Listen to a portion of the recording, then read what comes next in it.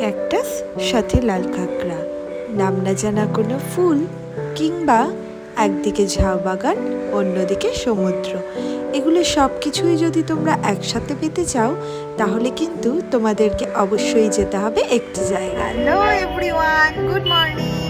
আমরা আমাদের জার্নিটা এখান থেকে স্টার্ট করছি। তো আমরা এখন যাচ্ছি তালসারি, তার জন্য গাড়িতে উঠে পড়েছি। চলো, তো ভিডিওটা তোমরা দেখতে থাকো। আমরা দীঘা থেকে 3টে অটো বুক করেছিলাম। এক একজনের আসা যাওয়া মিলে 100 টাকা নিয়েছিল। এখানে কিন্তু প্রত্যেকটা বাড়িতেই প্রায় পানের বরজ রয়েছে। এখানে খুব পানের চাষ করা হয়। কয়েকটা কাজু বাদাম গাছেরও দেখা মিলেছিল, কিন্তু গাড়িটা প্রচন্ড স্পিডে গিয়েছিল, তাই সেগুলোর আর ক্লোজ করে ভিডিও করা হয়নি। এই যে আমরা পৌঁছে গেছি তালসারিতে। এখন এই বোটগুলোতে করে ছোট ছোট ওই পারে যাবো, ওই পারে গিয়ে সেই ছোট ছোট লাল কাঁকড়া দেখতে যাবো। চলো, আমাদের সাথে দেখা যাক। তালসারির এই পারের ভিউটা এইরকম, আর ওই পারের ভিউটা সম্পূর্ণ অন্যরকম। এই যে ছোট ছোট বোটগুলো দেখা যাচ্ছে, এই বোটগুলোতে করে কিন্তু আমাদেরকে ওই পারে যেতে হবে। আর এই যে জল থই থই করছে, এই জলটা কিন্তু সবসময়ের জন্য স্থায়ী নয়। বর্ষাকালে যেহেতু জল বেড়ে যায়, তাই এখানেও জলের পরিমাণ অনেকটা বেড়ে যায়। আর বর্ষাকাল ছাড়া অন্য সময় এখানকার যারা লোকাল আছেন, তখন যেহেতু জলটা কম থাকে, তখন কিন্তু তারা পায়ে হেঁটেই ওই পারে চলে যায়। এই পার থেকে দুদিকে যাওয়া যায়, একদিকে শুধু বালি আর লাল কাঁকড়া, আর আরেকদিকে ঝাউ বাগান। যেহেতু আমাদের হাতে সময় কম ছিল, আর অন্যবার এসে আমরা বালি আর লাল কাঁকড়া দেখেছিলাম, তাই এইবার আমরা ঝাউ বাগানের দিকেই গিয়েছিলাম। আর ভাগ্যবশত আমরা লাল কাঁকড়াও দেখতে পেয়েছি। আমরা যেহেতু কয়েকদিনের জন্য ঘুরতে যাই, তাই আমাদের কিন্তু ভীষণ ভালো লাগে এই জায়গাগুলো। কিন্তু যারা এখানকার লোকাল আছেন, তাদের কিন্তু খুব কষ্ট করেই জীবনযাপন করতে হয়। তালসারির ওই পারে, আর এই যে ওই পারের ভিউটা অসাধারণ।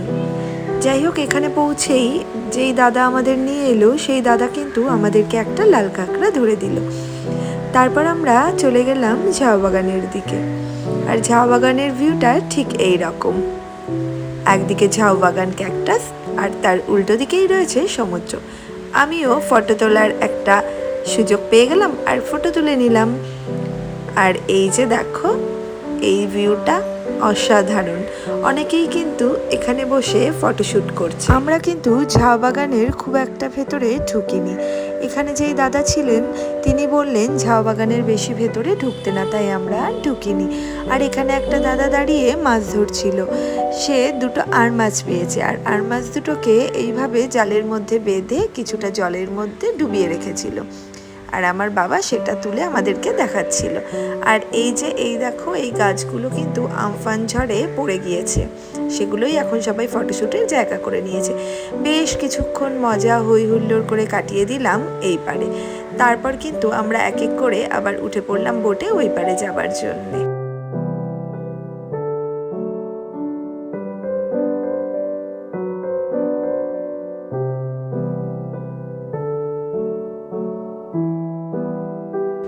আসতে তো একদমই মন চাইছিল না, কিন্তু কিছু করার নেই, যেতেই হবে।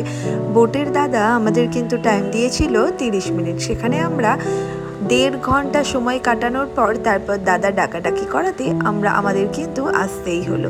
যাই হোক, আমার ভিডিওটি আজকে এটুকুই। কেমন লাগলো তোমরা অবশ্যই জানি।